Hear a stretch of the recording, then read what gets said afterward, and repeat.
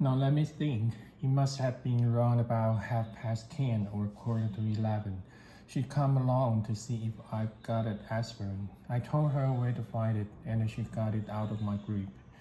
You yourself were in bed? Yes. Suddenly she left.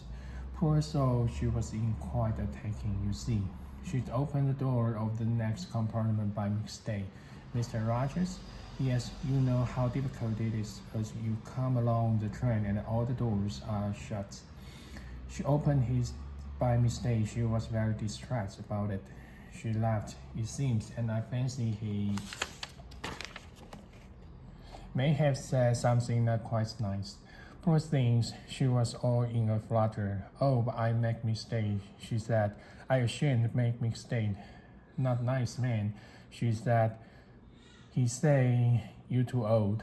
Dr. Constantine snickered and Mrs. Harper immediately froze him with a glance. He wasn't a nice kind of man, she said, to say a thing like that to a lady. It's not right to laugh at such things. Dr. Constantine hastily apologized. Did you hear any noise from Mr. Rogers' compartment after that? Asked Pyro. Well, not exactly. What do you mean by that, madam? Well, she paused. He snored. Oh, he snored, did he?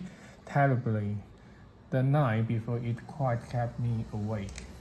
You didn't hear him snore after you had the scare about a man being in your compartment.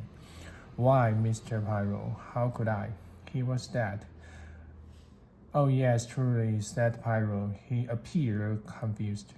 Do you remember the affair of the Armstrong kidnapping, Mrs. Harper? He asked. Yes, indeed I do, and how the wretch that did it escaped scot-free. I'd have liked to get my hands on him. He was not escaped. He is dead. He died last night. You don't mean? Mrs. Harper half rose from her chair in excitement. But yes, I do. Roger was the man. Well, to think of that. I must write and tell my daughter. Now, didn't I tell you last night that that man had an evil face? I was right, you see. My daughter always says, when Mama's got a hunch, you can bet your bottom dollar it's okay. Were you acquainted with any of the Armstrong family, Mrs. Harper? No, they moved in a very exclusive circle.